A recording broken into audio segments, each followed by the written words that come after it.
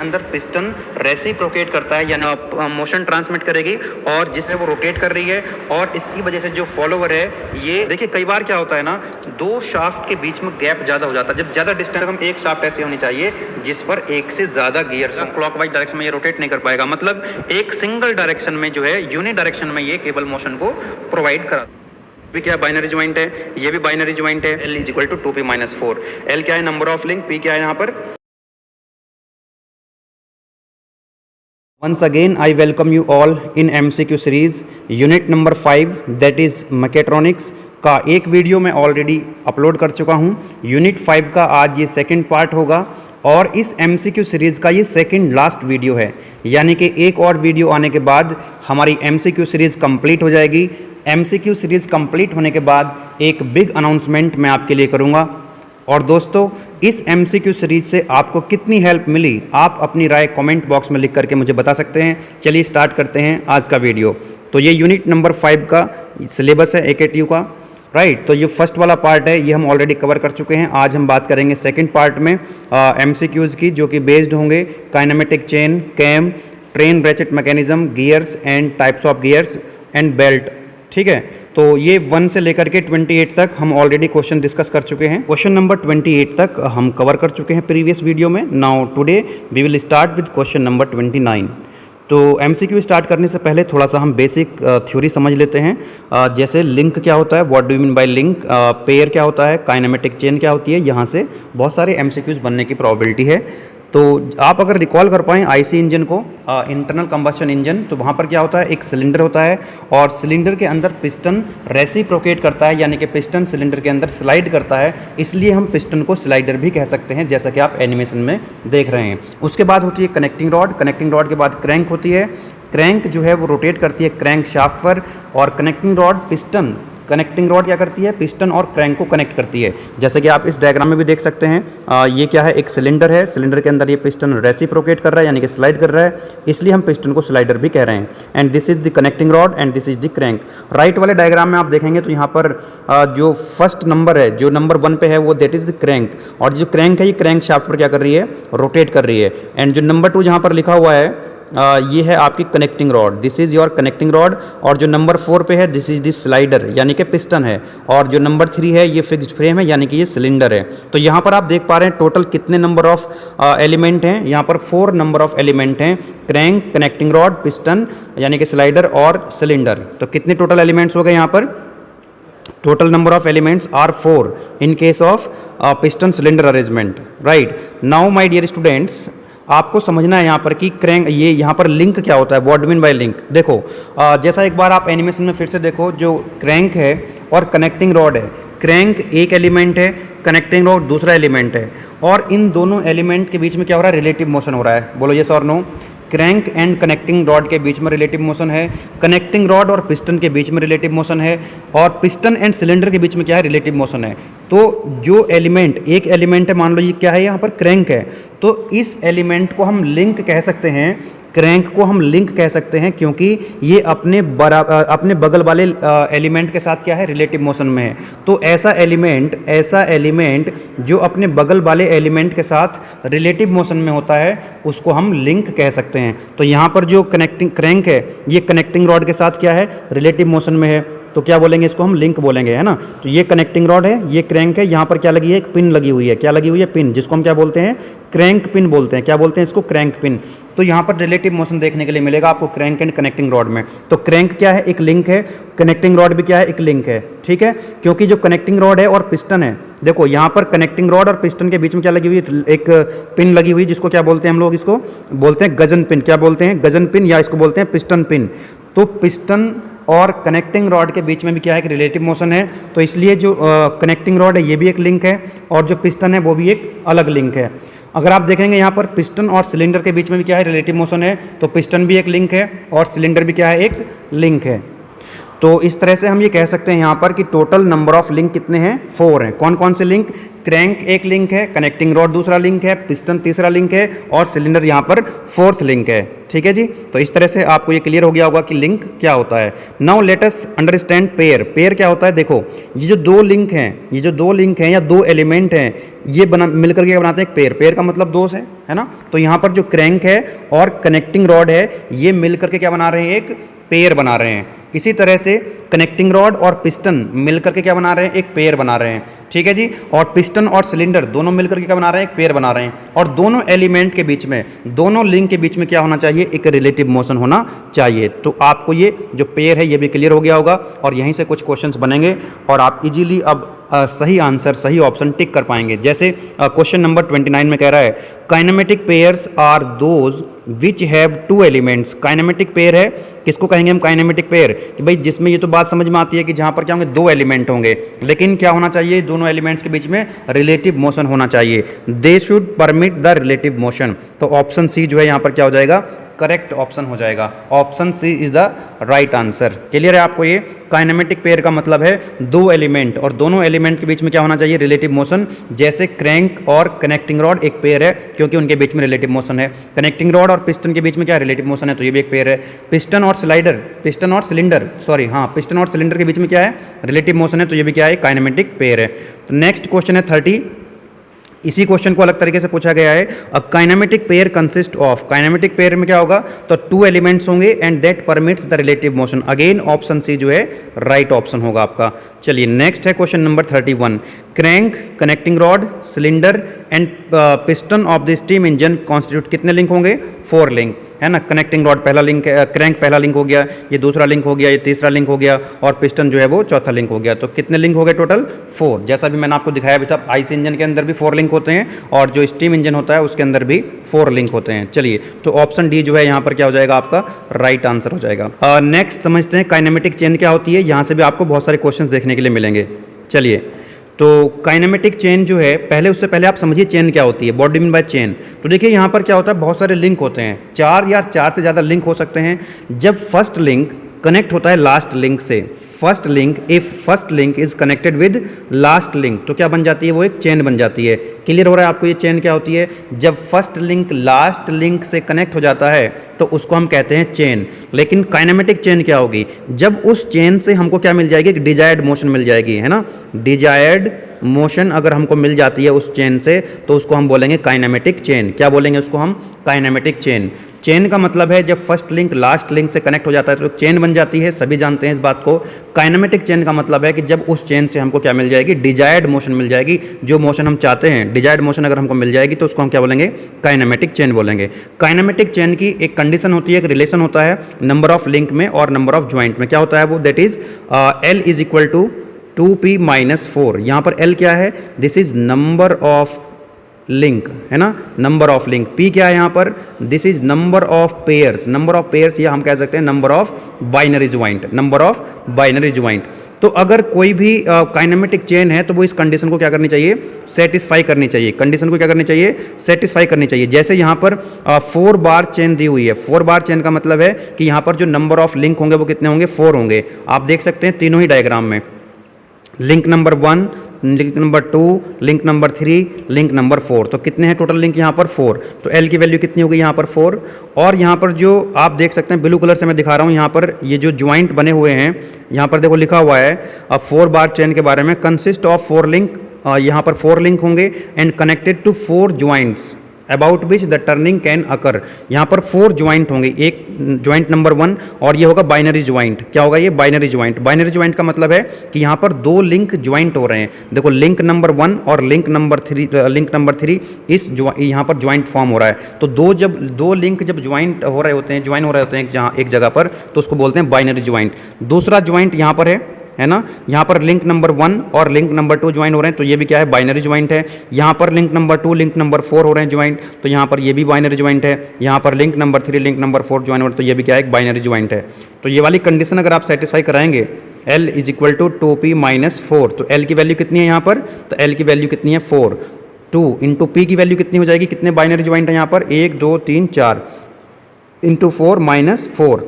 Solve करेंगे इसको, देखेंगे क्या आ रहा है। तो ये आ रहा है आपका 8 - 4 that is equal to 4 equal to 4, यानी कि जो लेफ्ट हैंड साइड थी वो राइट हैंड साइड के बराबर है। This is left hand side, इस इक्वेशन की लेफ्ट हैंड साइड ये है, इसकी राइट हैंड साइड ये है, तो क्या आ रहा है 4 के बराबर आ रहा है। इसका मतलब जितने भी तीनों डायग्राम हैं आप देख सकते हैं ये काइनेमेटिक चेन का एग्जाम्पल है, क्योंकि ये कंडीशन क्या हो रही है, सेटिस्फाई हो रही है। L is equal to 2p - 4, ये अगर कंडीशन सेटिस्फाई हो रही है तो इसका मतलब वो क्या है, काइनेमेटिक चेन है। अगर ये कंडीशन सेटिस्फाई नहीं हो रही है, मतलब left hand side right hand side के बराबर नहीं है, तो इसका मतलब क्या नहीं है, वो काइनेमेटिक चेन नहीं है। आई थिंक आपको ये क्लियर हो गया होगा। तो यहाँ से कई क्वेश्चंस देखने के लिए आपको मिलेंगे। नेक्स्ट आपसे पूछ रहा है when one of the links of kinematic chain is fixed, जब काइनेमेटिक चेन का एक लिंक आप फिक्स कर देते हैं तो उसको हम बोलते हैं मैकेनिज्म। क्या बोलते हैं उसको, मैकेनिज्म बोलते हैं, ठीक है। तो इसका आंसर हो जाएगा B, Bombay is the right answer, Bombay is the right answer. देखो ये है काइनेमेटिक चेन, तो काइनेमेटिक चेन का आपने क्या करा, यहाँ पर लिंक नंबर 3 क्या कर दिया, फिक्स कर दिया, तो क्या बन गया ये, अब मैकेनिज्म बन गया। क्या बन गया, एक मैकेनिज्म बन गया। इसी तरह से ये जो है हर जगह जो है हर एक डायग्राम में एक लिंक क्या है, फिक्स है। तो आप काइनेमेटिक चेन का अगर एक लिंक फिक्स कर देंगे, one of the link of kinematic chain is fixed, then it is known as mechanism. क्या बोलेंगे इसको हम, मैकेनिज्म बोलेंगे। नेक्स्ट वाला जो क्वेश्चन है, a simple mechanism has, simple mechanism में कितने लिंक होते हैं, 4। टोटल नंबर ऑफ लिंक कितने हो सकते हैं, 4 हो सकते हैं। तो आप समझिए जरा, देखिए किसी भी मैकेनिज्म के लिए, किसी भी मैकेनिज्म के लिए मिनिमम नंबर ऑफ लिंक होने चाहिए, मिनिमम नंबर ऑफ लिंक होने चाहिए 4। तो मिनिमम नंबर कितने होने चाहिए लिंक के, 4। तो ऐसे मैकेनिज्म को हम बोलते हैं सिंपल मैकेनिज्म। सिंपल मैकेनिज्म का मतलब है कि मिनिमम नंबर ऑफ लिंक कितने होंगे, 4 होंगे। इसका मतलब ये हुआ कि मिनिमम 4 होंगे, तो क्या 4 से भी ज़्यादा हो सकते हैं मैकेनिज्म के अंदर लिंक, यस हो सकते हैं। तो इसका मतलब मैं ये लिख देता हूँ कि नंबर ऑफ लिंक जो हैं किसी भी मैकेनिज्म के अंदर वो क्या होने चाहिए, 4 या 4 से ज़्यादा होने चाहिए, 4 या 4 से ज़्यादा होने चाहिए। इसका मतलब ये हुआ कि नंबर ऑफ लिंक या तो 4 होंगे या 4 से ज़्यादा होंगे। अगर नंबर ऑफ लिंक 4 हैं तो इसका मतलब वो क्या है, सिंपल मैकेनिज्म है। अगर 4 से ज़्यादा हैं, 5 हैं, 6 हैं, तो वो क्या हो जाएगा, फिर आपका कंपाउंड मैकेनिज्म हो जाएगा। तो सिंपल मैकेनिज्म में याद रखेंगे 4 लिंक होते हैं। नेक्स्ट वाला जो क्वेश्चन है कह रहा है a mechanism consisting more than 4 link is called compound mechanism. Yes, अगर 4 से ज़्यादा लिंक हैं तो उसको क्या बोलेंगे हम, कंपाउंड मैकेनिज्म बोलेंगे। So this statement is true, this statement is true. Next वाला जो क्वेश्चन है कह रहा है आपसे inversion of a mechanism is, ये इन्वर्जन क्या होता है समझो जरा।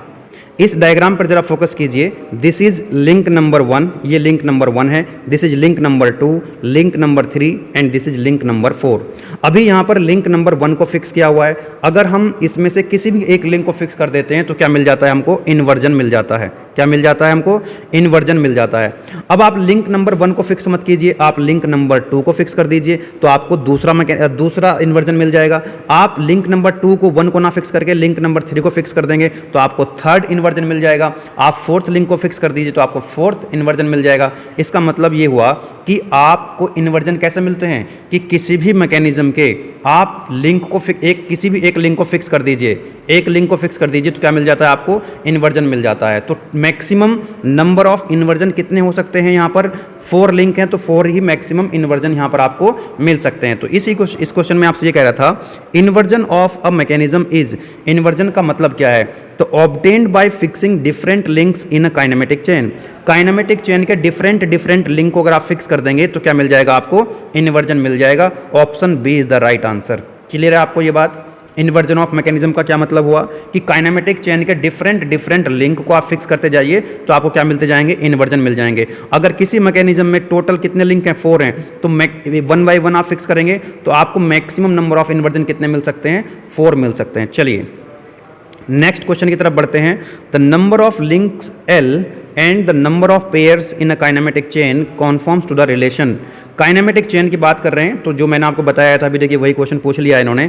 L is equal to 2p - 4, L is equal to 2p - 4। L क्या है, नंबर ऑफ लिंक, P क्या है यहाँ पर, नंबर ऑफ पेयर्स, है ना, बाइनरी ज्वाइन। तो ऑप्शन बी जो है आपका राइट आंसर है।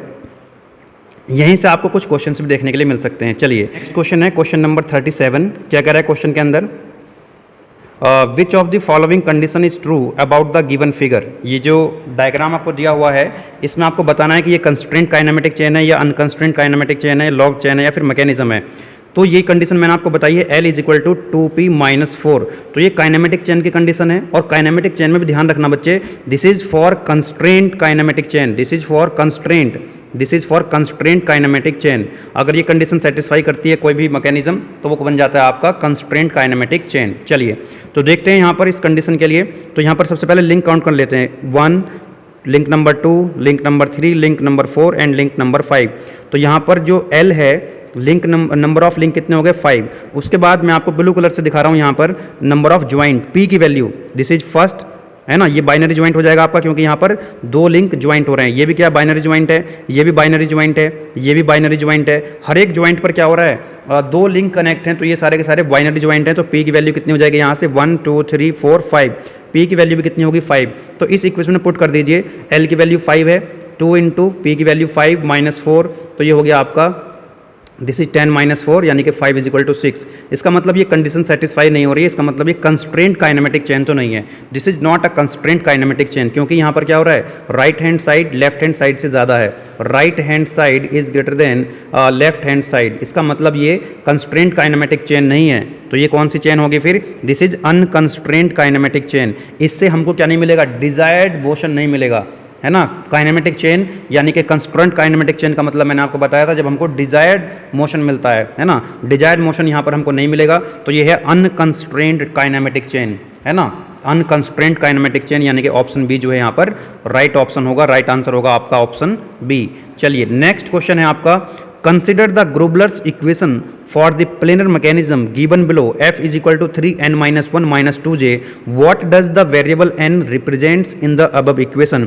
इस इक्वेशन में n का मतलब क्या है बताता हूँ आपको। देखो ग्रुबलर्स इक्वेशन याद कर लीजिए, ग्रुबलर्स इक्वेशन लिख देता हूँ मैं यहाँ पर, this is your Grubler's equation, f is equal to 3 into L minus 1 minus 2j, this is your Grubler's equation. यहाँ पर f क्या है समझेंगे। कई बच्चों का कमेंट आ रहा था कि सर डिग्री ऑफ फ्रीडम के ऊपर भी हमको कुछ क्वेश्चंस करा दीजिए। तो यहाँ पर जो f है ये क्या है, डिग्री ऑफ फ्रीडम है, किसी भी मैकेनिज्म की जो डिग्री ऑफ फ्रीडम है। f क्या है यहाँ पर, डिग्री ऑफ फ्रीडम। L क्या है यहाँ पर, number of link, number of link, generally हम नंबर ऑफ लिंक को L से लिखते हैं। और J क्या है यहाँ पर, number of binary joint, J क्या है यहाँ पर, number of binary joint. Binary joint का मतलब है कि जिस ज्वाइंट पर 2 लिंक कनेक्ट हो रहे होते हैं, समझना। तो ये क्या होगी आपकी ग्रुबलर्स इक्वेशन हो गई। ये कौन सी इक्वेशन हो गई, ग्रुबलर्स इक्वेशन हो गई। तो ये जो इक्वेशन दे रखी है क्वेश्चन के अंदर, ये ग्रुबलर्स इक्वेशन है। बस फर्क इतना है, यहाँ पर L को क्या लिख दिया इन्होंने, n लिख दिया है। तो n को क्या लिख दिया इन्होंने, L को क्या लिख दिया है, n लिख दिया है। और यहाँ पर L क्या है हमारा, नंबर ऑफ लिंक, तो n क्या हो जाएगा यहाँ पर, नंबर ऑफ लिंक। तो n पूछ रहा था आपसे इस इक्वेशन में कि जो ग्रुबलर्स इक्वेशन आपको दी हुई है इसमें n का मतलब क्या होता है, n का मतलब होता है यहाँ पर number of link. Option A is the right answer. ठीक है जी, तो इस इक्वेशन को भी आप याद कर लीजिए। ग्रुबलर्स इक्वेशन को यहाँ से भी हम कुछ MCQs न्यूमेरिकल प्रॉब्लम्स भी यहाँ से हम डिस्कस करेंगे। क्लियर है। ग्रुबलर्स इक्वेशन क्या हो गई, f is equal to 3L minus 1 minus 2j, f है डिग्री ऑफ फ्रीडम, n क्या है नंबर ऑफ, L क्या है यहाँ पर नंबर ऑफ लिंक। जैसे यहाँ पर n लिख दिया है L को, तो ये नंबर ऑफ लिंक है, और j है यहाँ पर बाइनरी ज्वाइंट। चलिए तो नेक्स्ट क्वेश्चन में आपसे पूछ रहा है, अच्छा क्वेश्चन है, a simple mechanism consist of 11 simple revolute joints. यहाँ पर ज्वाइंट्स आपको दिए हुए हैं और नंबर ऑफ लिंक भी आपको 9 दिए हुए हैं। What is the degree of freedom. तो भाई डिग्री ऑफ फ्रीडम इक्वेशन अभी बताई थी, f is equal to 3L minus 1 minus 2j। तो यहाँ पर बच्चे L की वैल्यू कितनी दे रखी है आपको, नंबर ऑफ लिंक कितने दिए हुए हैं, L की वैल्यू आपको दे रखी है 9, और आपको जो J की वैल्यू दे रखी है आपको, ज्वाइंट कितने दिए हुए हैं, ज्वाइंट रिवॉल्यूट ज्वाइंट यानी कि पिन ज्वाइंट, बाइनरी ज्वाइंट आप कह सकते हैं। तो यहाँ पर कितना दिया हुआ है आपको, ज्वाइंट J की वैल्यू कितनी दे रखी है 11। तो यहाँ पर वैल्यू पुट कर दीजिए, 3 इंटू L कितना है 9 माइनस 1 माइनस 2 इंटू 11, तो कितना हो गया 3 इंटू 8 माइनस के 22। तो ये हो गया आपका 21 minus 24, sorry, this is 8 into 3 that is 24 minus 22 that is equal to 2। तो यहाँ से देखो डिग्री ऑफ फ्रीडम कितना आ गया, डिग्री ऑफ फ्रीडम आ गया 2, यानी कि which option is correct, option C is the right answer, है ना। तो ये ग्रुबलर्स इक्वेशन याद कर लेंगे, इससे क्या होगा आपको डिग्री ऑफ फ्रीडम निकाल पाएंगे। किसी भी मैकेनिज्म का डिग्री ऑफ फ्रीडम यहाँ से आप निकाल सकते हैं। क्लियर है। यदि अभी भी आपको कोई क्वेश्चन है, आपका कोई डाउट है, तो please do not carry forward your doubts. आप अपना डाउट्स, आपका जो भी क्वेश्चन है आप कमेंट बॉक्स में लिख दीजिए। As soon as possible I will try to answer your question. चलिए नेक्स्ट वाला जो क्वेश्चन है, यदि आप इसकी PDF चाहते हैं तो आप डिस्क्रिप्शन में आपको टेलीग्राम का लिंक दिया हुआ है, व्हाट्सएप ग्रुप का लिंक दिया हुआ है, वहाँ से आपको PDF मिल जाएंगी, तो आप उनको ज्वाइन करके PDF ले सकते हैं। नेक्स्ट वाला जो क्वेश्चन है, which law states that the length of the shortest and longest links should not be greater than the sum of the other two links in the 4 bar mechanism. 4 bar mechanism का मतलब है जिसमें number of link कितने होंगे, 4 होंगे। जैसे यहाँ पर आप देखिए जरा कितने लिंक हैं, यहाँ पर टोटल नंबर ऑफ लिंक कितने हैं, 4 हैं। मान लीजिए सबसे छोटा लिंक जो है ये वाला है और सबसे छोटे लिंक की जो लेंथ है वो कितनी है, s है। s is the length of shortest link. Next है ये आप ये कौन सा है, सबसे इसकी लेंथ सबसे ज़्यादा है तो इसको मान लीजिए l is the length of longest link, l is the length of longest link. अब बाकी दो बचे इंटरमीडिएट लिंक, इसकी लेंथ मान लीजिए p है और इसकी लेंथ मान लीजिए क्या है, q है। क्या है इसकी लेंथ, q है। तो यहाँ पर एक लॉ होता है that is known as Grashof's law. क्या बोलते हैं इसको हम, ग्रास होप्स लॉ। ठीक है, ये क्या कहता है, ये लॉ ये कहता है कि भाई 4 बार मैकेनिज्म के अंदर शॉर्टेस्ट लिंक और लॉन्गेस्ट लिंक की लेंथ का जो सम होता है यानी s plus l, shortest link और लॉन्गेस्ट लिंक की लेंथ का जो सम होता है that must be less than और equal to the sum of the length of remaining 2 link. ये बाकी के जो 2 लिंक बचे इनकी लेंथ का सम कितना है, that is p plus Q. ठीक है जी, तो s plus l must be less than और equal to p plus Q. Shortest link और लॉन्गेस्ट लिंक की लेंथ का जो सम है बाकी के बचे हुए 2 लिंक के सम से कम होगा या बराबर होगा। इसका मतलब यहाँ पर 2 कंडीशन बन सकती हैं, पहली कि s plus l is equal to p plus Q, या तो इनका सम इसके बराबर होगा, या दूसरी कंडीशन ये बनेगी कि s plus l is less than p plus Q, है ना। ये 2 कंडीशन बन सकती हैं। क्या ये कंडीशन बन सकती है s plus l is greater then p plus Q, this is not possible, है ना। इस लॉ के हिसाब से ये कौन सा लॉ है, this is the grass hopes law, this is the grass hopes law. इसका मतलब ये हुआ ग्रास होप्स लॉ के हिसाब से, है ना। इसी स्टेटमेंट को हम ऐसे भी कह सकते हैं कि शॉर्टेस्ट लिंक और लॉन्गेस्ट लिंक की लेंथ का जो सम है बाकी के जो 2 लिंक हैं उनकी जो लेंथ है उनकी सम से क्या होगा, कभी भी ज़्यादा नहीं हो सकता, कभी भी ज़्यादा नहीं हो सकता। This is wrong statement. तो यही कह रहा है क्वेश्चन के अंदर आपसे। तो which law states that the length of the shortest and longest links should not be greater than the sum of the other 2 links in the 4 bar mechanism. ये किसने बताया था हमको, इस कौन से लॉ ने, द ग्रास होप्स लॉ ने बताया था। कौन से लॉ ने, ग्रास होप्स लॉ ने बताया था, यानी कि ऑप्शन ए जो है वो आपका राइट आंसर होगा। चलिए नेक्स्ट जो क्वेश्चन में कह रहा है आपसे, quaternary joint, a quaternary joint in the kinematic chain is equivalent to. देखिए 3 तरह के ज्वाइंट आपको ध्यान में रखने हैं। एक ज्वाइंट का मतलब है जहाँ पर लिंक कनेक्ट हो रहे होते हैं। जैसे यहाँ पर आप देखिए this is link number 1 and this is link number 2। तो यहाँ पर एक ज्वाइंट बन रहा है ना। यहाँ पर जो ज्वाइंट बन रहा है क्योंकि यहाँ पर इस ज्वाइंट पर केवल 2 लिंक कनेक्ट हो रहे हैं तो इसलिए क्या बोलेंगे, इसको हम बाइनरी ज्वाइंट बोलेंगे। बाइनरी का मतलब 2 होता है। अगर मान लीजिए किसी ज्वाइंट पर कितने लिंक हैं, 3 लिंक हैं, first link, second link and third link, तो इस ज्वाइंट को क्या बोलेंगे हम, टर्नरी ज्वाइंट बोलेंगे। क्या बोलेंगे इसको हम, टर्नरी ज्वाइंट बोलेंगे। क्या बोल दिया इसको, टर्नरी ज्वाइंट, क्योंकि यहाँ पर इस ज्वाइंट पर 3 लिंक कनेक्ट हैं। एक आपका ऐसा हो सकता है, कितने लिंक हो सकते हैं यहाँ पर, 4 लिंक हो सकते हैं, तो उसको बोलेंगे हम क्वार्टनरी ज्वाइंट। तो यहाँ पर क्योंकि 4 लिंक कनेक्ट हैं तो इसको बोलेंगे हम क्वार्टनरी ज्वाइंट। अब ये बात आपको याद रखनी है कि बाइनरी ज्वाइंट और टर्नरी ज्वाइंट और क्वार्टनरी ज्वाइंट में क्या रिलेशन होता है। 1 ternary joint is equivalent to 2 binary joint. 1 ternary joint जो है बाइनरी ज्वाइंट में 2 बाइनरी ज्वाइंट के इक्विवेलेंट होता है। अगर आपसे पूछ लिया जाए कि इस केस में कितने टर्नरी ज्वाइंट हैं, 1 टर्नरी ज्वाइंट है, लेकिन ये किसके बराबर है, 2 बाइनरी ज्वाइंट के बराबर है। दूसरा आपको याद रखना है क्योंकि 1 क्वार्टनरी ज्वाइंट जो है that is equal to 3 binary joint. 1 quaternary joint is equivalent to 3 binary joint. जैसे यहाँ पर कितने लिंक कनेक्ट हैं, 4, तो ये कौन सा ज्वाइंट बन गया, quaternary joint, but that is equal to 3, that is equivalent to 3 binary joint. तो यही पूछ रहे हैं आपसे क्वेश्चन में, a quaternary joint is in a kinematic chain is equivalent to, तो क्या आंसर हो जाएगा आपका 3 binary joint. 1 quaternary joint is equivalent to 3 binary joint. अगर यहाँ पूछ लेता आपसे ternary joint is equivalent to, तो हो जाता आपका 2 बाइनरी ज्वाइंट के इक्विवेलेंट। क्लियर है आपको ये, यस और नो।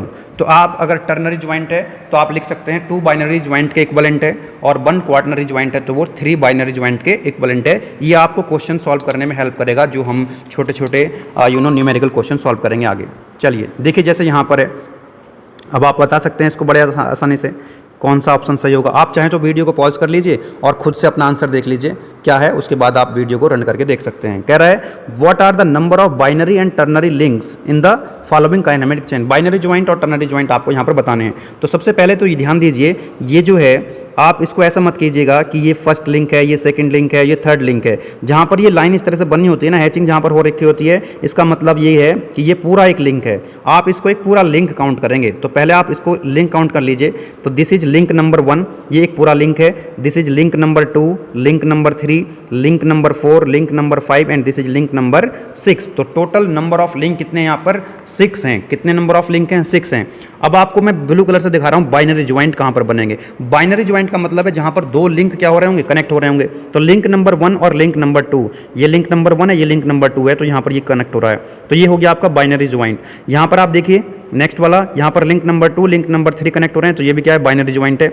यहाँ पर आप देखिए, यहाँ पर लिंक नंबर 4, लिंक नंबर 1, तो ये भी क्या है? बाइनरी ज्वाइंट है। यहाँ पर link number 5, link number 6 connect हो रहे हैं, तो ये भी क्या है? एक बाइनरी ज्वाइंट है, राइट। तो कितने बाइनरी ज्वाइंट हो गए? अच्छा, एक यहाँ पर रह गया 1 और 6 वाला, ये भी बाइनरी ज्वाइंट है। तो यहाँ पर 1 2 3 4 5, तो बाइनरी ज्वाइंट कितने हो गए? यहाँ पर 5 हो गए, ब्लू कलर से जो दिखाए हुए हैं। नेक्स्ट मैं आपको दिखा देता हूँ यहाँ पर ग्रीन कलर से कि टर्नरी ज्वाइंट। टर्नरी ज्वाइंट का मतलब बताया था मैंने, जहाँ पर 3 लिंक कनेक्ट होते हैं। तो इस पर अगर ध्यान देंगे आप, ग्रीन कलर से जो मैंने सर्कल किया है, तो link number 3, link number 4, link number 5, ये तीनों लिंक एक ज्वाइंट पर कनेक्ट हो रहे हैं। तो ये कौन सा हो जाएगा आपका? Ternary joint. तो केवल एक ही टर्नरी ज्वाइंट है, यहाँ पर एक ही टर्नरी ज्वाइंट है। तो ऑप्शन सी जो है वो आपका राइट आंसर हो जाएगा। ऑप्शन सी जो है वो आपका राइट ऑप्शन हो जाएगा। कितने हैं इस मैकेनिज्म के अंदर, काइनेमेटिक चेन के अंदर? 5 बाइनरी ज्वाइंट हैं, क्योंकि 5 ऐसे ज्वाइंट है जहां पर केवल 2 लिंक कनेक्ट हो रहे हैं। और एक है यहाँ पर टर्नरी ज्वाइंट, ग्रीन कलर से जो दिखाया है, क्योंकि यहाँ पर केवल एक ही ज्वाइंट ऐसा है जहां पर 3 लिंक आपस में कनेक्ट हो रहे हैं। Option C is the right answer. Next वाला जो क्वेश्चन है, question number 43, what are the number of binary and ternary joint. इसी तरह का क्वेश्चन है। तो आप वीडियो को पॉज करके अपना आंसर इस बार तो देख ही सकते हैं, क्योंकि एक क्वेश्चन मैंने आपको करा ही दिया है। चलिए, अगर आप लिंक काउंट करना चाहते हैं तो link number 1, link number 2, link number 3, link number 4, link number 5 and link number 6। Total number of link कितने हैं यहाँ पर? 6 हैं। ब्लू कलर से मैं दिखा रहा हूँ पहले बाइनरी ज्वाइंट को। बाइनरी ज्वाइंट वहाँ पर होंगे जहाँ पर 2 लिंक कनेक्ट होंगे, यानी ये एक बाइनरी ज्वाइंट है ए पर, बी पर भी क्या एक बाइनरी ज्वाइंट है, क्योंकि 2 लिंक कनेक्ट हो रहे हैं, है ना, ये भी क्या एक बाइनरी ज्वाइंट है।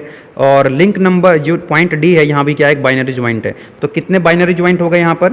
तो कितने बाइनरी ज्वाइंट हो गए? 3 बाइनरी ज्वाइंट हो गए। ग्रीन कलर से मैं दिखा देता हूँ आपको टर्नरी ज्वाइंट। तो देखो पॉइंट ई जो है, ज्वाइंट ई जो है, यहाँ पर 3 लिंक है ना, 2 3 4 आपस में कनेक्ट हो रहे हैं। तो ये क्या हो गया? Ternary joint. जो ज्वाइंट सी है, ये भी कैसा है? आपका टर्नरी ज्वाइंट है। तो टर्नरी ज्वाइंट कितने हो गए यहाँ पर? 2। टर्नरी ज्वाइंट कितने हो गए? 2। अब देख लीजिए कौन सा ऑप्शन ठीक है। ऑप्शन सी जो है वो राइट ऑप्शन होगा, 3 बाइनरी एंड 2 टर्नरी ज्वाइंट। अब आई थिंक आप इसको जो है कर सकते हो। अच्छा, एक चीज़ और बताओ मुझे, टोटल अगर बाइनरी ज्वाइंट की मैं बात करूं तो कितने हो जाएंगे? क्योंकि आप सभी जानते हैं 1 ternary joint is equivalent to 2 binary joint. अगर टर्नरी ज्वाइंट को आप कन्वर्ट करना चाहते हैं बाइनरी ज्वाइंट में तो डबल हो जाएंगे, क्योंकि 1 टर्नरी ज्वाइंट 2 बाइनरी ज्वाइंट के इक्वलेंट होता है। तो कितने हो जाएंगे यहाँ पर? कन्वर्ट कर लीजिए। तो बाइनरी ज्वाइंट कितने हो जाएंगे? ये हो जाएंगे आपके 4, 2 × 2 4। तो टोटल बाइनरी ज्वाइंट कितने हो गए अब इसके? अगर आपने टर्नरी को बाइनरी में कर तो 3 + 4 यानी कि 7। टोटल बाइनरी ज्वाइंट कितने हो गए यहाँ पर? 7 हो गए। चलिए, नेक्स्ट है calculate the degree of freedom obtained in the mechanism as shown in the below.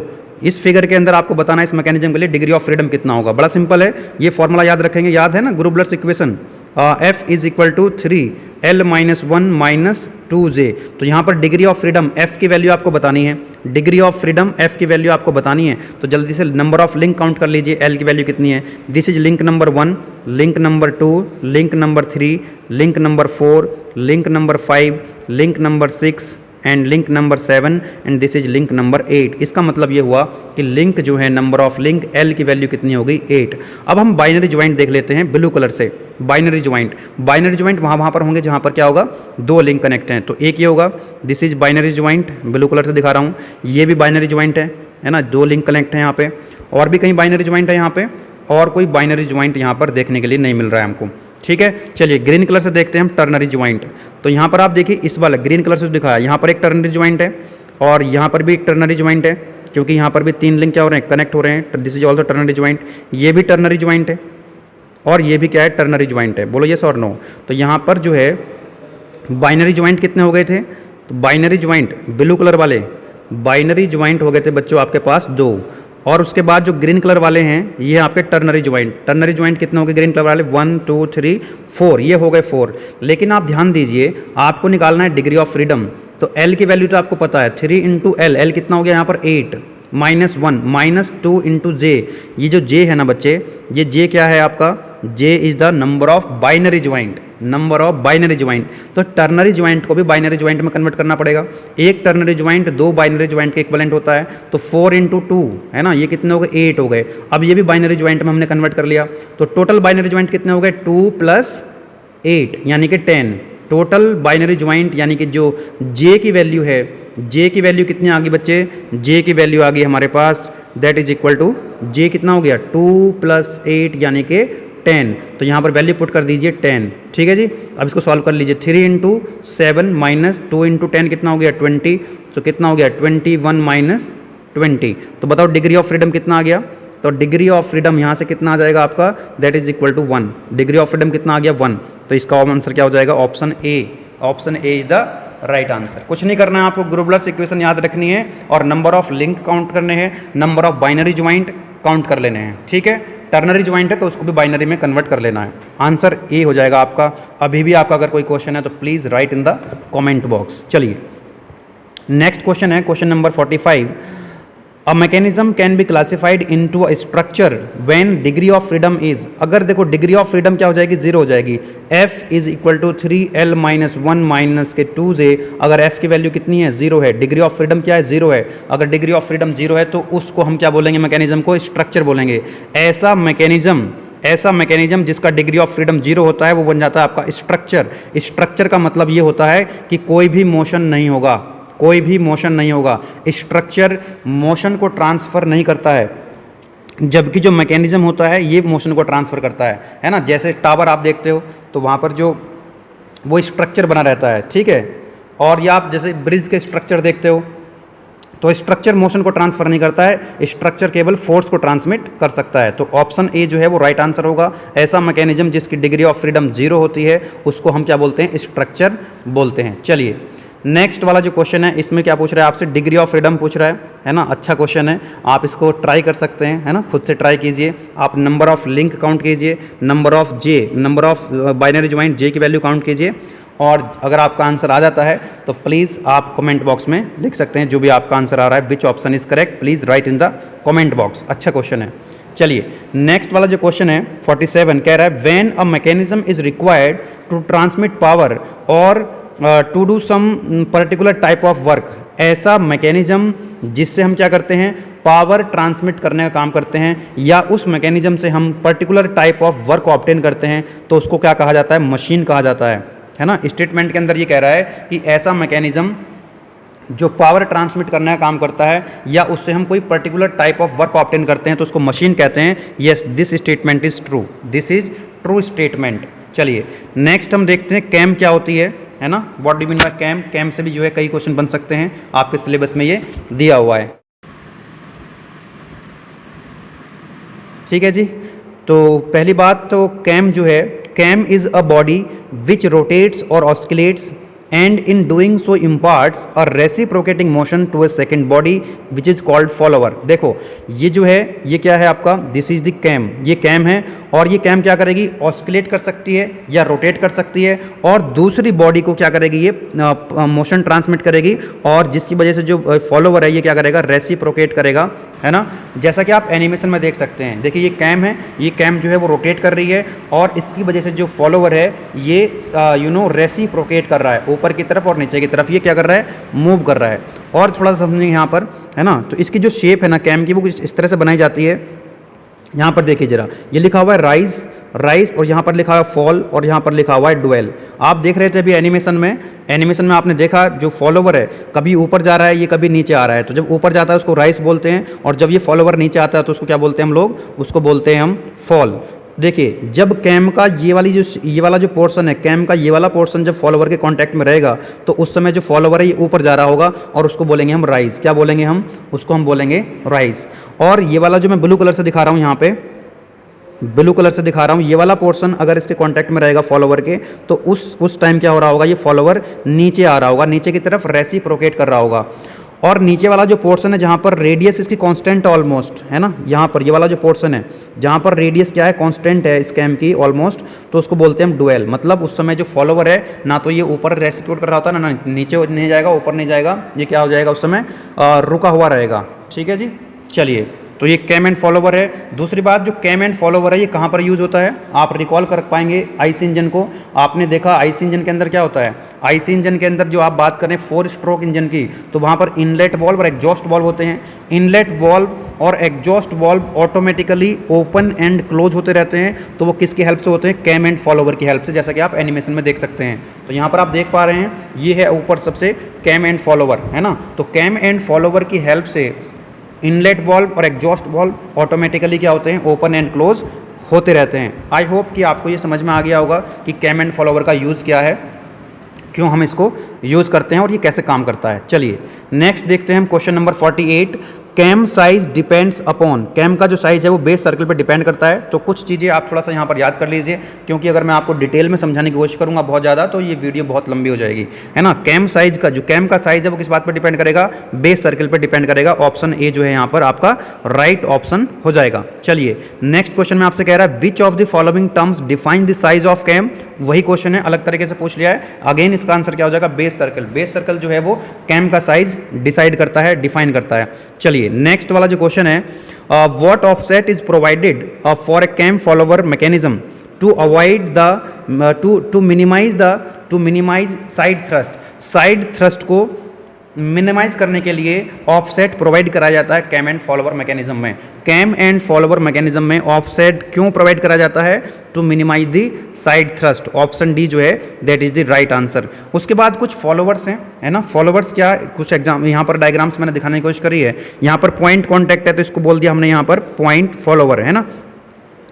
और यहाँ पर देखिए ये नाइफ फॉलोवर है, नाइफ फॉलोवर है क्योंकि यहाँ पर जो फॉलोवर है उसकी शेप कैसी है, नाइफ की शेप है, तो इसलिए नाइफ फॉलोवर बोल दिया है। जो फर्स्ट वाला डायग्राम है और दूसरे वाला डायग्राम है, यहाँ पर क्या हो रहा है, स्लाइडिंग मोशन होगा है ना, स्लाइडिंग कॉन्टैक्ट है।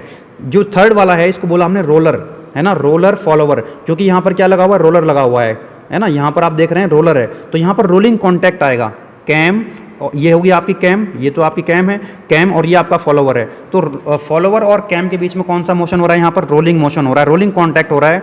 ठीक है, इसलिए हम ये कह सकते हैं कि रोलर को अगर आप कंपेयर करेंगे नाइफ से और पॉइंट से, तो इसके अंदर लोअर फ्रिक्शन होगा, क्योंकि जहाँ पर स्लाइडिंग होगी ना, जहाँ पर स्लाइड, जैसे फर्स्ट वाला और सेकंड वाला है, यहाँ पर स्लाइडिंग ज़्यादा होगी तो यहाँ पर फ्रिक्शन भी ज़्यादा होगा, वियर आउट भी ज़्यादा होगा, वियर आउट भी ज़्यादा होगा। तो नाइफ फॉलोवर जो होता है, नाइफ एज फॉलोवर, इसमें वियर आउट बहुत ज़्यादा होता है क्योंकि फ्रिक्शन होता है। फ्रिक्शन क्यों ज़्यादा होता है, क्योंकि यहाँ पर स्लाइडिंग कॉन्टैक्ट होता है, जबकि यहाँ पर रोलिंग कॉन्टैक्ट होता है। तो इसलिए हम ये कह सकते हैं रोलर के अंदर क्या होगा, फ्रिक्शन कम होगा है ना, as compare to sliding contact, क्योंकि यहाँ पर स्लाइडिंग कॉन्टैक्ट नहीं होता है, लेकिन इसकी जो कॉस्ट होगी वो ज़्यादा होगी है ना, कॉस्ट ज़्यादा होगी। फ्रिक्शन कम होगा, वियर आउट कम होगा, लेकिन इसकी कॉस्ट ज़्यादा होगी। फ्रिक्शन कम होना, स्लाइडिंग कॉन्टैक्ट का ना होना, ये अच्छी बात है, ये एडवांटेज है रोलर फॉलोवर के, लेकिन इसकी कॉस्ट ज़्यादा हो जाती है, ये डिसएडवांटेज है। और भी होते हैं इसमें, जैसे स्लाइडिंग एंड ऑस्किलेटिंग, ये स्लाइड भी कर सकता है, ऑस्किलेट भी कर सकता है। यहाँ पर आप इसकी शेप देखेंगे तो ये है फ्लैट, फ्लैट है तो इसको क्या बोल दिया हमने, फ्लैट फॉलोवर बोल दिया। यहाँ पर जो इसकी शेप है वो मशरूम टाइप की है तो इसको बोल दिया मशरूम फॉलोवर। सबसे ज़्यादा जो यूज़ होता है वो फ्लैट फॉलोवर यूज होता है,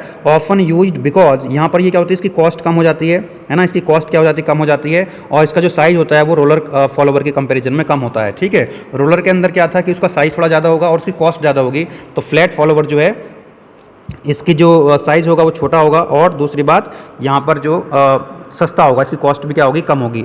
तो नेक्स्ट क्वेश्चन यहीं से पूछा गया, which of the following cam follower has the highest wear rate. Highest wear किस में होगा, नाइफ एज फॉलोवर में है ना, ये बताया था मैंने आपको, नाइफ एज फॉलोवर, क्योंकि यहाँ पर स्लाइडिंग कॉन्टैक्ट होता है। क्या होता है, स्लाइडिंग कॉन्टैक्ट होता है, जिसकी वजह से फ्रिक्शन ज़्यादा होता है। फ्रिक्शन ज़्यादा होता है तो डेफिनेटली वियर आउट वो जल्दी हो जाएगा। ऑप्शन ए जो है that is the right answer है ना, option A is the right answer. Next question में कह रहा है आपसे, the cam follower generally used in automobile engine. Automobile engine के अंदर जनरली कौन सा कैम एंड फॉलोवर यूज किया जाता है, तो ऑप्शन ए जो है वो राइट आंसर है। Spherical phased follower generally use होता है ऑटोमोबाइल इंजन के अंदर। ऑटोमोबाइल इंजन के अंदर जनरली कौन सा फॉलोवर यूज होता है, तो spherical phased follower, option A is correct. उसके बाद देखते हैं हम लोग गियर्स है ना, गियर्स भी अपने आप में एक इंपॉर्टेंट टॉपिक है ना। गियर्स का काम क्या होता है, आप अपनी गाड़ी चलाते हैं, गियर्स यूज़ करते हैं, उसमें फर्स्ट गियर सेकंड गियर, यानी कि स्पीड को इंक्रीज़ करने के लिए या डिक्रीज़ करने के लिए, पहली बात है ना।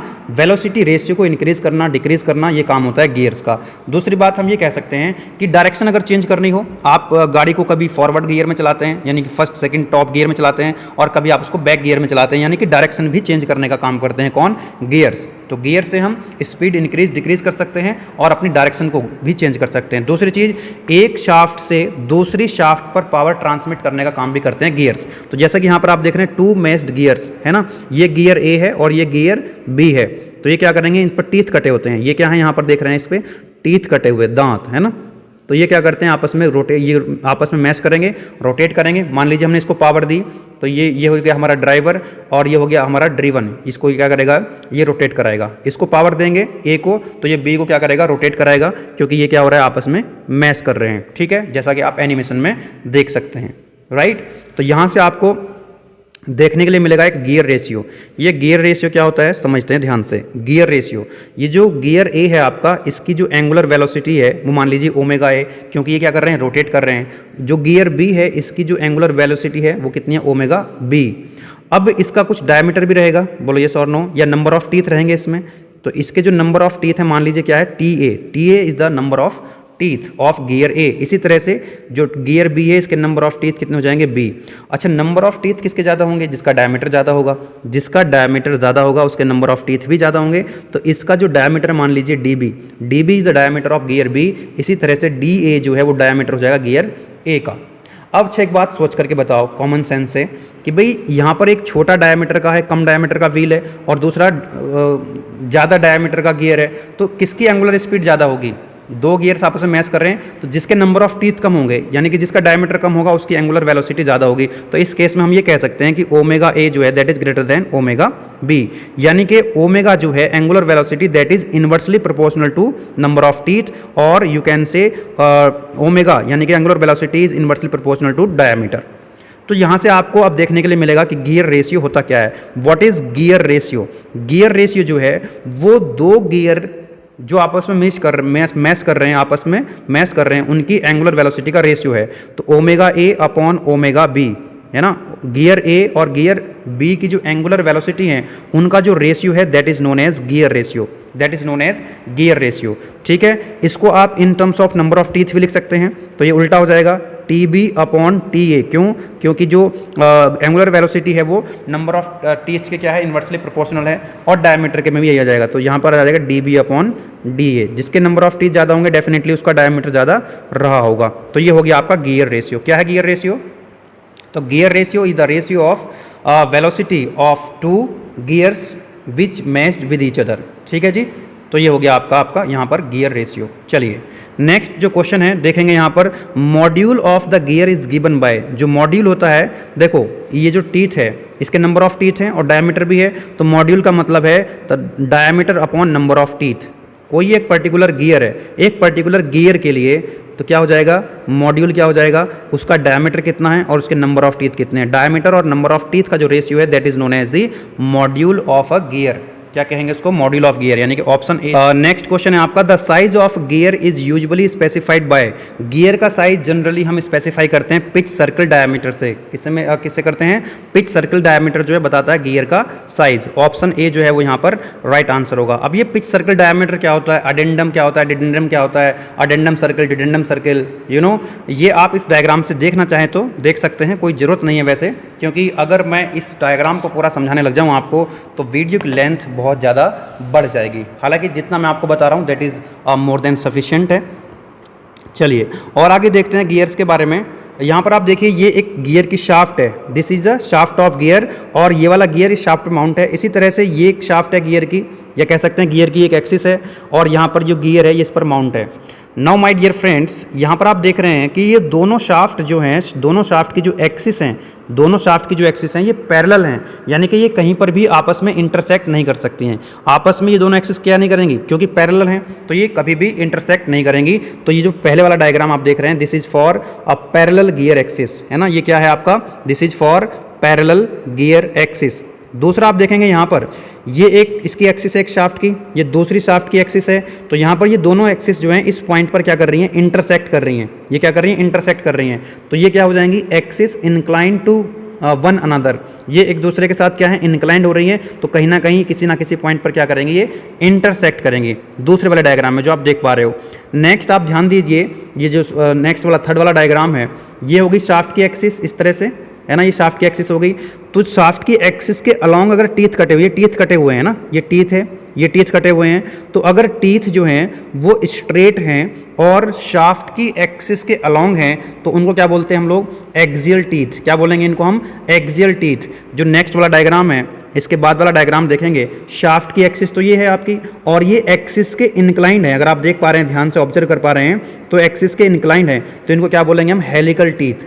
अगर शाफ्ट की एक्सिस के इंक्लाइंड किसी एंगल पर टीथ कटे हुए हैं, तो क्या कहलाएंगे, ये हेलिकल टीथ कहलाएंगे। दूसरा आप देख रहे हैं लास्ट वाले डायग्राम में, यहाँ पर भी इंक्लाइंड पे है, दोनों तरफ इंक्लाइंड है ना, तो ये क्या हो जाएंगे आपके, डबल हेलिकल टीथ हो जाएंगे, डबल हेलिकल टीथ हो जाएंगे। चलिए ध्यान देंगे, यहाँ पर बहुत सारे क्वेश्चंस आपके सॉल्व हो जाएंगे इस डायग्राम से, ध्यान दीजिए। तो सबसे पहले आप देखेंगे स्पर गियर, है ना, स्पर गियर, ये टाइप्स ऑफ गियर्स के अंदर आएगा स्पर गियर्स। तो यहाँ पर आप देख रहे हैं दोनों शाफ्ट की जो एक्सिस है ना, दोनों शाफ्ट इसकी जो गियर की शाफ्ट की जो एक्सिस है वो क्या है, पहली बात तो पैरेलल है, ठीक है, और यहाँ पर जो टीथ कटे हुए हैं एकदम स्ट्रेट हैं, शाफ्ट की एक्सिस के पैरेलल, जैसे यहाँ पर मैंने आपको दिखाया था।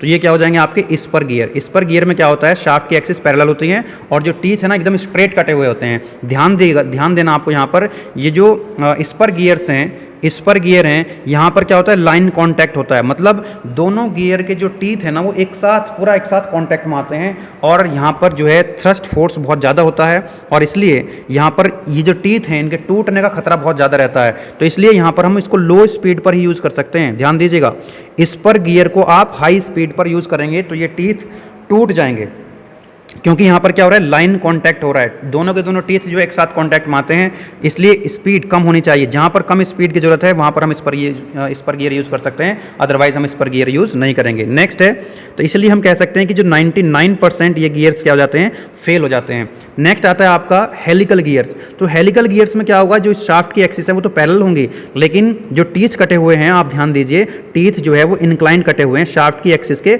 अलॉन्ग नहीं है, इंक्लाइंड टीथ कटे हुए हैं। फ़ायदा ये होगा यहाँ पर कि जो हेलिकल गियर्स हैं, यहाँ पर जो टीथ आपस में मिलेंगे, ग्रेजुअली एंगेजमेंट होगा, मतलब पॉइंट कांटेक्ट होगा। ध्यान दीजिए, यहाँ से इंपॉर्टेंट क्वेश्चन है, कैसा कांटेक्ट होगा, पॉइंट कांटेक्ट। इसमें कौन सा कांटेक्ट हो रहा था, लाइन कांटेक्ट हो रहा था। तो पॉइंट कांटेक्ट होने की वजह से हम ये कह सकते हैं, यहाँ पर जो एंगेजमेंट होता है टीथ का, वो ग्रेजुअली एंगेजमेंट होता है, ठीक है, और ग्रेजुअली डिसएंगेजमेंट होता है। तो ये हाई स्पीड पर भी यूज़ कर सकते हो, इसको आप हाई स्पीड पर भी यूज़ कर सकते हो, और 99% ये गियर्स जो हैं सक्सेसफुल हैं, हाई स्पीड पर भी आप इसको यूज़ कर सकते हो। नेक्स्ट आता है आपका rack and pinion. Rack and pinion का मतलब ये है, देखो जो नीचे वाला आप ध्यान दीजिए, इसको हम कहेंगे रैक, है ना, इसको क्या बोलेंगे, रैक, और ये क्या है, पिनियन। तो पिनियन है ये रोटेट करेगा और रैक जो है वो ट्रांसलेट करेगा। इसका मतलब ये हुआ कि रैक एंड पिनियन से हम क्या कर सकते हैं, रोटरी मोशन को ट्रांसलेटरी मोशन में कन्वर्ट कर सकते हैं। आपसे क्वेश्चन पूछा जाएगा, रैक एंड पिनियन किस लिए होता है, रोटरी मोशन को कन्वर्ट करने के लिए, किसमें, ट्रांसलेटरी मोशन में। आप इसका एनिमेशन आप देख सकते हैं। रैक एंड पिनियन का काम है रोटरी मोशन को ट्रांसलेटरी मोशन में कन्वर्ट करना। उसके बाद आता है आपका बेबल गियर। तो बेबल गियर में जो एक्सिस होती है ना शाफ्ट की, वो इंक्लाइंड होती हैं, है ना, जैसे स्पर गियर और हेलिकल गियर में क्या आता है, दोनों शाफ्ट की एक्सिस पैरेलल थी, लेकिन यहाँ पर क्या होती है, इंक्लाइंड होती हैं। नेक्स्ट आपका आता है यहाँ पे माइटर गियर, है ना। माइटर गियर में क्या होता है, ये बेवल गियर का ही एक स्पेशल केस है, जब दोनों शाफ्ट, यहाँ पर तो इंक्लाइंड है, 90 डिग्री पर जरूरी नहीं है, लेकिन जो माइटर गियर है यहाँ पर क्या हो जाएंगे, दोनों शाफ्ट की एक्सिस जो हो जाएंगे वो 90 डिग्री पर हो जाएंगी, परपेंडिकुलर हो जाएंगी, है ना, परपेंडिकुलर हो जाएंगी, राइट। उसके बाद आता है आपका worm and worm gear. Worm and worm gear का यूज़ करते हैं हम जब ज़्यादा स्पीड रेशियो चेंज करना पड़ता है हमको, है ना, स्पीड वेलोसिटी रेशियो जब ज़्यादा चाहिए होता है तो हम वॉर्म एंड वॉर्म गियर का यूज़ करते हैं। इसमें भी आप ध्यान देंगे, जो वॉर्म एंड वॉर्म गियर है इसकी शाफ्ट भी क्या है, दोनों की परपेंडिकुलर हैं, दोनों की शाफ्ट क्या हैं, परपेंडिकुलर हैं, ठीक है जी। चलिए, तो नेक्स्ट वाला जो क्वेश्चन है, क्वेश्चन नंबर 57 कह रहा है, helical gears is used for transmitting the power between two parallel shaft बताया था मैंने आपको, जो स्पर गियर्स हैं और हेलिकल गियर्स हैं दोनों कब यूज होते हैं, जब शाफ्ट कैसी होती हैं, पैरेलल। तो ऑप्शन ए जो है वो क्या हो जाएगा आपका राइट आंसर हो जाएगा। Helical gears is use to transmitting the power between two parallel shaft, two parallel shaft. चलिए नेक्स्ट वाला जो क्वेश्चन है 58, what type of contact occurs during meshing of the helical gears. Helical gears में क्या होता है, पॉइंट कॉन्टैक्ट होता है। Option A is the right answer, बताया था मैंने आपको भी। यहाँ पर gradually engagement and gradually disengagement होता है। ऑप्शन यहाँ पर आप देखेंगे हेलिकल गियर, हेलिकल गियर में क्या होता है पॉइंट कॉन्टैक्ट, स्पर गियर में क्या होता है लाइन कॉन्टैक्ट। ठीक है जी, चलिए तो पॉइंट कांटेक्ट होगा किसमें, हेलिकल गियर में। Option A is correct. अगर यहाँ पर ये बोल देता हेलिकल गियर की जगह क्या बोल देता यहाँ पर स्पर गियर, तो क्या आंसर हो जाता आपका बी आंसर हो जाता लाइन कांटेक्ट। चलिए नेक्स्ट क्वेश्चन है आपका 59, the gears are use to connect two parallel shaft except, यानी कि यहाँ पर कौन से गियर्स हैं जो पैरेलल शाफ्ट के लिए यूज़ नहीं होते हैं। स्पर गियर में पैरेलल शाफ्ट होती है, हेलिकल गियर में भी, डबल हेलिकल गियर में भी, तीनों केस में क्या होती है पैरेलल शाफ्ट के लिए यूज़ होते हैं। लेकिन यहाँ पर जो बेवल गियर है ये पैरेलल शाफ्ट के लिए यूज़ नहीं होता है। इसकी जो शाफ्ट होती है इंक्लाइंड होती है, यहाँ पर बताया था मैंने कि ये डायग्राम आपके लिए इंपॉर्टेंट रहेगा। तो ये बेवल गियर है, तो यहाँ पर जो शाफ्ट होती है वो इंटरसेक्ट करती हैं। बेवल गियर्स की जो शाफ्ट होती हैं वो पैरेलल नहीं होती हैं, वो इंटरसेक्ट करती हैं, है ना। तो ऑप्शन डी जो है वो यहाँ आपका राइट आंसर हो जाएगा। नेक्स्ट क्वेश्चन में कह रहा है आपसे to connect two intersecting shafts we use, है ना। देखो बेवल गियर आ जाएगा इसका आंसर। दो शाफ्ट जब इंटरसेक्ट होती हैं तो कौन से गियर यूज होते हैं वहां पर, bevel gears. Spur gear parallel shaft के लिए, हेलिकल गियर पैरेलल शाफ्ट के लिए, वॉर्म एंड वॉर्म व्हील ये परपेंडिकुलर के लिए होते हैं ना, बताया था मैंने आपको। वॉर्म एंड वॉर्म व्हील जो है वहां पर शाफ्ट की जो एक्सेस होती है वो परपेंडिकुलर होती है टू ईच अदर। नेक्स्ट आपसे कह रहा है worm gear is used when two shafts at right angles to each other, बताया ना अभी मैंने आपको। तो राइट एंगल पर जब शाफ्ट होती है, जो वॉर्म एंड वॉर्म व्हील होता है उसकी जो शाफ्ट होती हैं वो क्या होती हैं, परपेंडिकुलर होती हैं, राइट एंगल पर होती हैं। ये देख लीजिए यहाँ पर एक बार फिर से, ये है आपका वॉर्म एंड वॉर्म गियर, दोनों की एक्सिस देख लीजिए, है ना। ये वॉर्म है और ये गियर है, दोनों की जो एक्सिस हैं ध्यान से देखेंगे परपेंडिकुलर हैं, एक दूसरे के राइट एंगल पर हैं, 90 डिग्री पर हैं। चलिए नेक्स्ट क्वेश्चन में आपसे कह रहा है the gear use to convert the rotary motion into translating motion, क्या आंसर हो जाएगा आपका रैक एंड पिनियन, है ना। Rack and pinion, option C is the right option. देख लीजिए एक बार लास्ट में यहाँ पे, ये है ना रैक एंड पिनियन आपका। तो ये रोटरी मोशन को ट्रांसलेटरी मोशन में कन्वर्ट करने का काम करता है कौन, रैक एंड पिनियन। उसके बाद आता है आपका टाइप्स ऑफ गियर ट्रेन। दो तरह की गियर ट्रेन्स होती हैं, simple gear train and compound gear train. Simple gear train से पहले आप ये समझिए जो गियर ट्रेन है इसका काम क्या होता है। देखिए कई बार क्या होता है ना, दो शाफ्ट के बीच में गैप ज़्यादा हो जाता है, जब ज़्यादा डिस्टेंस होती है तो हम उसमें क्या करते हैं इंटरमीडिएट गियर यूज़ करते हैं। जैसे यहाँ पर देखिए ये एक शाफ्ट है, ये पहली शाफ्ट है और ये बाद वाली शाफ्ट है, ठीक है। तो अगर ये मान लीजिए यहाँ से इसको हटा दें बीच वाले गियर को, तो इनके बीच में गैप ज़्यादा है। तो जब गैप ज़्यादा होता है इनपुट शाफ्ट और आउटपुट शाफ्ट के बीच में जब गैप ज़्यादा होता है तब वहाँ पर हम गियर ट्रेन्स यूज़ करते हैं, यानी कि दो शाफ्ट के बीच में हम इंटरमीडिएट शाफ्ट लगा देते हैं, इंटरमीडिएट गियर्स यूज़ करते हैं। दूसरी चीज़ जो वेलोसिटी रेशियो है उसको इंक्रीज डिक्रीज करने के लिए, या फिर हम ये कह सकते हैं डायरेक्शन को चेंज करने के लिए भी हम गियर ट्रेन्स यूज़ करते हैं। Now let us discuss simple gear train. ये सिंपल गियर ट्रेन है, बहुत सिंपल है इसको समझना। देखो every shaft is having only one gear as shown in the figure. हर एक शाफ्ट पर केवल एक ही गियर क्या होगा, माउंट होगा। जैसे ये वाली एक शाफ्ट है तो इस शाफ्ट पर क्या है, केवल गियर ए लगा हुआ है। शाफ्ट बी है, यहाँ पर दूसरी जो शाफ्ट है इस पर केवल एक गियर है। तीसरी शाफ्ट है, यहाँ पर भी क्या है, केवल एक ही गियर है। तो एक शाफ्ट पर जब केवल एक ही गियर होता है तो उसको हम बोलते हैं सिंपल गियर ट्रेन, है ना। दूसरी बात नेक्स्ट पॉइंट पर लिखा हुआ है for such a gear train the overall gear ratio is the ratio of angular velocity at the input and output shaft. मतलब ये है कि अगर यहाँ पर जो इंटरमीडिएट गियर्स हैं इसका वेलोसिटी रेशियो पे कोई फर्क नहीं पड़ता है, ठीक है। अगर हम तो फिर हम यूज़ क्यों करते हैं इसको, तो ये जो है इसको हम बोलते हैं आइडलर गियर्स, है ना। क्या बोलते हैं इसको, हम आइडलर गियर्स कहते हैं, क्योंकि स्पीड रेशियो पर इसका कोई फर्क पड़ता नहीं है। तो यूज़ क्यों कर रहे हैं फिर हम इसको बीच में इंटरमीडिएट गियर्स को, आइडलर गियर्स को डायरेक्शन चेंज करने के लिए। अभी हम देखेंगे डायरेक्शन कैसे ये चेंज करते हैं, ठीक है जी। आप इसका एनिमेशन एक बार देख लीजिए, ज़रा एनिमेशन देख लीजिए सिंपल गियर ट्रेन का। आप देख पा रहे हैं यहाँ पर केबल एक ही गियर लगा हुआ है एक शाफ्ट पर, सिंगल शाफ्ट पर क्या होगा, एक सिंगल गियर लगा होगा। चलिए समझते हैं इसमें आगे। अब देखो जरा यहाँ पर डायरेक्शन की मैं बात बता रहा था आपको, डायरेक्शन जो है कैसे चेंज होती है। अब यहाँ पर देखिए ये है आपका ड्राइवर, है ना, जो फर्स्ट वाला होता है इनपुट वाला जो गियर होता है उसको बोलते हैं ड्राइवर, क्या बोलते हैं उसको, ड्राइवर। और जो आउटपुट वाला होता है आउटपुट गियर उसको बोलते हैं ड्रिवन, है ना। तो यानी कि ये जो ड्राइवर है ये इसको चलाएगा, जो गियर ए है वो गियर सी को चलाएगा। अब इसके बीच में एक गियर लगा हुआ है, ध्यान रखना दो गियर जब आपस में मीट करते हैं, मैच करते हैं, तो उनकी डायरेक्शन क्या होती है, हमेशा अपोजिट होती है। क्या होती है, हमेशा अपोजिट होती है। तो ये जो गियर ए है इसकी डायरेक्शन क्लॉकवाइज है, तो बी की क्या हो जाएगी, एंटी क्लॉकवाइज। अब ए, क्योंकि ए और बी आपस में क्या कर रहे हैं, मैच कर रहे हैं, आपस में कॉन्टैक्ट में है, तो ए और बी की डायरेक्शन क्या होगी, हमेशा अपोजिट होगी। अब बी सी के साथ जो है वो मैच कर रहा है, तो बी अगर एंटी क्लॉकवाइज है तो सी क्या हो जाएगा, क्लॉकवाइज। इसका मतलब ये हुआ कि यहाँ पर जो number of intermediate gear, idler gear कितने हैं, 1 है ना। 1 होंगे या 3 होंगे या 5 होंगे, यानी कि मतलब हुआ कि अगर ऑड नंबर हैं इनपुट शाफ्ट और आउटपुट शाफ्ट के बीच में, अगर नंबर ऑफ गियर्स कितने हैं, ऑड नंबर हैं, 1 है, 3 है, 5 हैं, तो इनपुट शाफ्ट और आउटपुट शाफ्ट की डायरेक्शन क्या होगी, सेम होगी। तो इनपुट शाफ्ट, इनपुट गियर यानी ए, आउटपुट गियर यानी कि सी, तो ए और सी की डायरेक्शन जो है क्लॉकवाइज है, दोनों की सेम डायरेक्शन है। यहीं अगर आप और एक गियर लगा देंगे बीच में, आइडल गियर, इंटरमीडिएट गियर, तो 2 गियर अगर आप बीच में लगा दोगे, इनपुट आउटपुट के बीच में अगर 2 गियर्स होंगे या 4 होंगे या 6 होंगे, यानी कि इवन नंबर अगर होगा बीच में, तो क्या हो जाएगा, आपकी डायरेक्शन जो है अपोजिट हो जाएगी। तो उस केस में जो है इनपुट शाफ्ट और आउटपुट शाफ्ट जो है वो अपोजिट डायरेक्शन में रोटेट करेंगे, ये ध्यान आपको रखना है।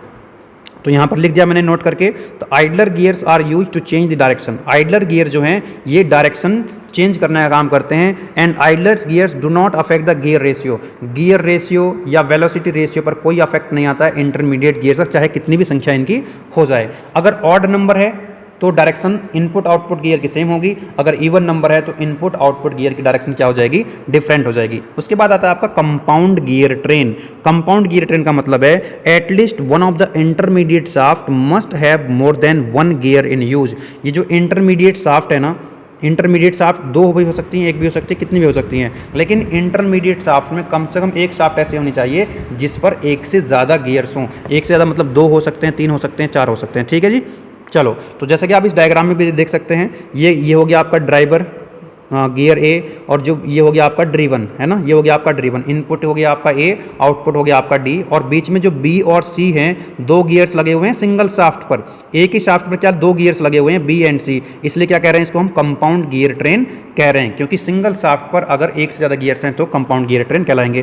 क्योंकि गियर बी और गियर सी एक ही शाफ्ट पर लगे हुए हैं, इसलिए दोनों की एंगुलर वेलोसिटी क्या हो जाएंगी, सेम हो जाएंगी। और यहाँ पर वेलोसिटी रेशियो यानी कि जो गियर रेशियो वो चेंज हो जाएगा, गियर रेशियो और वेलोसिटी रेशियो जो है वो चेंज हो जाएगा with the help of compound gear train, ठीक है जी। तो ये सिंपल गियर ट्रेन और कंपाउंड गियर ट्रेन के बारे में था।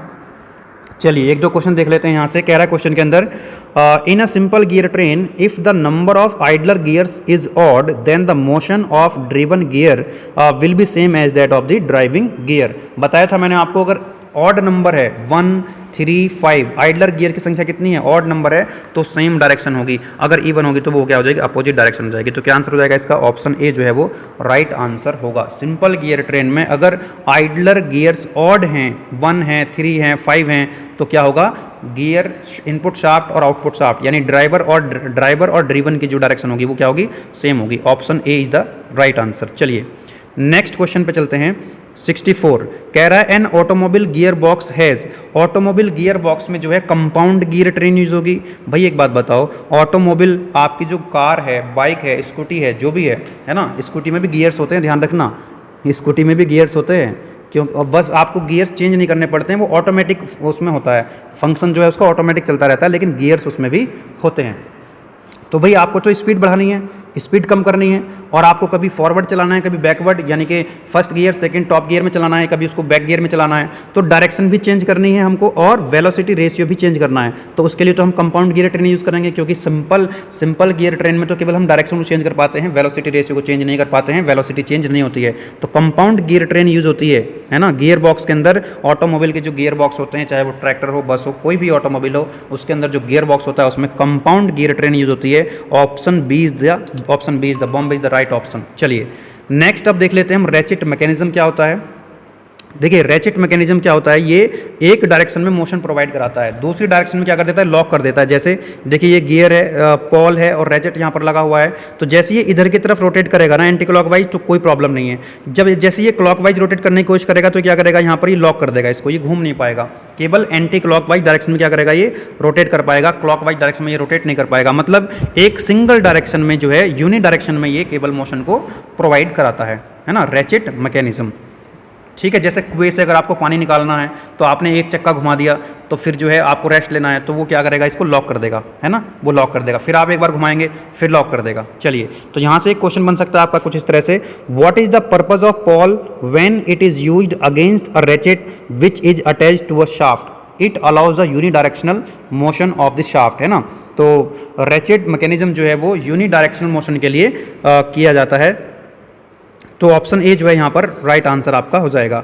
What is the maximum distance a pawl can travel during the backward motion of a ratchet, तो इसका आंसर हो जाएगा आपका B, Bombay is the right answer. It is equal to distance between two adjacent teeth, जो दो teeth हैं उनके बीच की जो डिस्टेंस होती है उसके बराबर डिस्टेंस जो है वो ट्रेवल कर सकता है, दो एडजेसेंट टीथ के बीच की जो डिस्टेंस होती है। It is equal to the distance between the two adjacent teeth. चलिए बी यहाँ पर आंसर हो जाएगा। उसके बाद आता है नेक्स्ट टॉपिक आपका बेल्ट ड्राइव, है ना। तो बेल्ट ड्राइव भी हम यूज़ करते हैं, जैसे हम गियर ड्राइव यूज़ करते हैं, तो गियर्स हम यूज़ करते हैं पावर को ट्रांसमिट करने के लिए from one shaft to the another shaft. लेकिन वहाँ पर स्लिपिंग नहीं होती है, वहाँ पर क्या नहीं होती है, स्लिपिंग नहीं होती, क्योंकि वहाँ पर जो टीथ है ना वो टीथ आपस में मैच करते हैं, तो वहाँ पर स्लिपिंग नहीं होती है। इसलिए हम गियर ड्राइव को क्या बोलते हैं, इसीलिए हम गियर ड्राइव को बोलते हैं पॉजिटिव ड्राइव। क्या बोलते हैं, पॉजिटिव ड्राइव। वहाँ पर जो वेलोसिटी रेशियो होता है ना वो कांस्टेंट होता है, वेलोसिटी रेशियो कांस्टेंट होता है, क्योंकि वहाँ पर स्लिपिंग नहीं होती है। स्लिपिंग तो हो ही नहीं सकती। लेकिन अगर हम बेल्ट ड्राइव यूज़ करें, आपने देखा होगा पुली के ऊपर फट्टा चढ़ा रहता है, तो ये देखो यहाँ पर एक शाफ्ट है, एक पुली है, एक पुली ए है यहाँ पर और दूसरी पुली बी है। इन दोनों पुली किसी ना किसी शाफ्ट पर लगी होंगी और दोनों शाफ्ट के बीच की कुछ डिस्टेंस है। तो एक शाफ्ट से दूसरी शाफ्ट पर अगर हमको पावर ट्रांसमिट करनी है तो हम बेल्ट ड्राइव की हेल्प से भी कर सकते हैं, बेल्ट ड्राइव की हेल्प से भी कर सकते हैं। अब यहाँ पर दिक्कत ये है कि पुली और बेल्ट के बीच में स्लिपिंग हो जाती है ना, ये स्लिपिंग हो जाती है पुली और बेल्ट के बीच में, इसलिए हम इसको क्या बोलते हैं, बेल्ट ड्राइव को हम नेगेटिव ड्राइव भी कहते हैं। क्या कहते हैं इसको, हम नेगेटिव ड्राइव भी कह सकते हैं, क्योंकि स्लिपिंग हो जाती है। यहाँ पर आप कितना भी कोशिश कर लीजिए, यहाँ पर पुली और बेल्ट के बीच में क्या हो जाएगी, स्लिपिंग हो जाएगी, इसलिए हम इसको नेगेटिव ड्राइव कहते हैं, या इसको हम फ्लेक्सिबल ड्राइव भी कह सकते हैं। क्या कह सकते हैं इसको हम, फ्लेक्सिबल ड्राइव। गियर ड्राइव को हम पॉजिटिव ड्राइव कहते हैं, क्योंकि वहाँ पर स्लिपिंग पॉसिबल नहीं है। बेल्ट ड्राइव को हम नेगेटिव ड्राइव कहते हैं, क्योंकि यहाँ पर स्लिपिंग क्या है, पॉसिबल है। ठीक है जी, चलो। अगर यहाँ पर आपको टॉर्क निकालना हो पुली ए पर, तो टॉर्क कैसे निकाल सकते हैं, यहाँ पर आपको रेडियस पता होनी चाहिए इस पुली की, आर इज द रेडियस। अच्छा, यहाँ पर जो होता है दो साइड होती हैं, एक तो इसकी टाइट साइड होगी पुली के जो बेल्ट है, और एक होगी स्लैक साइड, है ना। जो टाइट साइड है उसमें टेंशन कितनी है, मान लीजिए T1 है, और जो स्लैक साइड है उसकी टेंशन कितनी है, T2 है। तो डेफिनेटली जो T1 की वैल्यू होगी वो हमेशा T2 से ज़्यादा होगी, टेंशन जो है टाइट साइड ज़्यादा होगी, स्लैक साइड कम होगी। तो टॉर्क ऑन ए, टॉर्क क्या है, T1 माइनस T2, है ना। ये हो गया आपका इनका दोनों का डिफरेंस, मल्टीप्लाई कर देंगे रेडियस से, पुली ए की रेडियस, तो आपको टॉर्क मिल जाएगा पुली ए पर। इसी तरह से बी पर आपको टॉर्क मिल जाएगा T1 minus T2 into R B क्या है यहाँ पर, पुली बी की जो है रेडियस है। अगर आपको पावर निकालनी है कि एक शाफ्ट से दूसरी शाफ्ट पर, इसमें भी क्या होगा, एक ड्राइवर पुली होगी, एक ड्रिवन पुली होगी गियर की तरह, तो कितनी पावर ट्रांसमिट होगी, T1 minus T2 into we क्या है यहाँ पर, लीनियर वेलोसिटी है बेल्ट की लीनियर वेलोसिटी है। ठीक है जी, तो इस तरह से हम देख सकते हैं। चलिए, अगर आपको डायरेक्शन चेंज करनी हो तो हम क्रॉस बेल्ट यूज़ कर सकते हैं। आपने देखा भी होगा क्रॉस बेल्ट, आप एनिमेशन में देख सकते हैं। अगर आपको दो पुली हैं तो ए पुली और बी पुली, इनकी डायरेक्शन अगर आपको चेंज करनी है तो क्रॉस बेल्ट आप यूज़ कर सकते हैं। इस तरह का मैकेनिज्म भी आप इसमें यूज़ कर सकते हैं। टाइप्स ऑफ बेल्ट की अगर हम बात करें तो यहाँ पर फ्लैट बेल्ट हो सकती है। फ्लैट बेल्ट का मतलब है जब बेल्ट का जो क्रॉस सेक्शन है अगर वो रेक्टेंगुलर है, अगर रेक्टेंगुलर क्रॉस सेक्शन की बेल्ट है तो उसको हम फ्लैट बेल्ट कह सकते हैं, जैसा कि आप इस डायग्राम में देख सकते हैं। दूसरा आता है आपका राउंड बेल्ट, मतलब अगर बेल्ट का जो क्रॉस सेक्शन है अगर वो सर्कुलर क्रॉस सेक्शन है, सर्कुलर क्रॉस सेक्शन की अगर बेल्ट है तो उसको हम राउंड बेल्ट कह सकते हैं, जैसा आप देख सकते हैं यहाँ पर सर्कुलर क्रॉस सेक्शन की बेल्ट है। नेक्स्ट आता है आपका वी बेल्ट। तो V belt are used with grooved pulley and are less efficient than flat belts. इस तरह की ये होती हैं, आप इसका एनिमेशन भी देख सकते हैं चाहे तो। ठीक है जी। तो जहाँ पर ग्रुप बने होते हैं पुली के अंदर, जब ग्रुप बने होते हैं, पुली के अंदर जब ग्रुप बने होते हैं तो वहाँ पर हम वी वेल्ट यूज़ करते हैं और वी वेल्ट की जो एफिशिएंसी है वो फ्लैट वेल्ट से कम होती है। चलिए नेक्स्ट क्वेश्चन है आपका, विच इज पॉजिटिव ड्राइव, इसमें से कौन सी पॉजिटिव ड्राइव है? तो आंसर होगा आपका टाइमिंग बेल्ट, है ना। इन जनरल हम ये कह सकते हैं जो बेल्ट होती हैं वो फ्लेक्सिबल ड्राइव होती हैं, नेगेटिव ड्राइव होती हैं, लेकिन इसमें भी जो टाइमिंग बेल्ट होती है ना, this is the positive drive, क्योंकि यहाँ पर क्या नहीं होगी, स्लिपिंग नहीं होगी यहाँ पर, है ना, स्लिपिंग नहीं होगी। जहाँ पर स्लिपिंग नहीं होती है हम उसको पॉजिटिव ड्राइव कह सकते हैं। चलिए ऑप्शन डी जो है यहाँ पर राइट आंसर हो जाएगा आपका। नेक्स्ट क्वेश्चन है आपका, belt drive is example of flexible drive. Yes, belt drive जो है वो फ्लेक्सिबल ड्राइव है, नेगेटिव ड्राइव हम कह सकते हैं। ऑप्शन ए जो है यहाँ पर क्या हो जाएगा आपका राइट आंसर हो जाएगा, this is true statement. Next है आपका क्वेश्चन, और due to slip of the belt the velocity ratio of the belt drive decrease. अगर स्लिपिंग हो जाती है बेल्ट में, है ना, स्लिपिंग की वजह से क्या होता है, वेलोसिटी रेशियो डिक्रीज हो जाता है। Option A is the correct option. अगर बेल्ट और पुली के बीच में स्लिपिंग होती है तो स्लिपिंग की वजह से जो वेलोसिटी रेशियो है वो क्या हो जाता है, डिक्रीज हो जाता है। तो इस वीडियो में हम लोगों ने कुछ इंपॉर्टेंट क्वेश्चंस डिस्कस किए from question number 29 to question number 69 and these questions are very very important from online examination point of view. एक लास्ट वीडियो और आएगी यूनिट 5 की, यूनिट 5 की एक लास्ट वीडियो बची हुई है जिसमें हम लोग डिस्कस करेंगे हाइड्रोलिक एंड न्यूमेटिक सिस्टम। और ये जो लास्ट वीडियो होगी यूनिट 5 की, ये इस MCQ सीरीज़ की भी लास्ट वीडियो होगी। तो दोस्तों ये MCQ सीरीज़ आपको कैसी लगी, आप अपनी राय कमेंट बॉक्स में ज़रूर लिखें। कितना आपको फ़ायदा मिल रहा है इससे, है ना, कितना यूजफुल रही है आपके लिए, आप अपनी राय ज़रूर कमेंट बॉक्स में लिखें। आप अपना वैल्यूबल फीडबैक कमेंट बॉक्स में टाइप करें। मिलेंगे फिर नेक्स्ट वीडियो में, लास्ट वीडियो में। Thank you very much.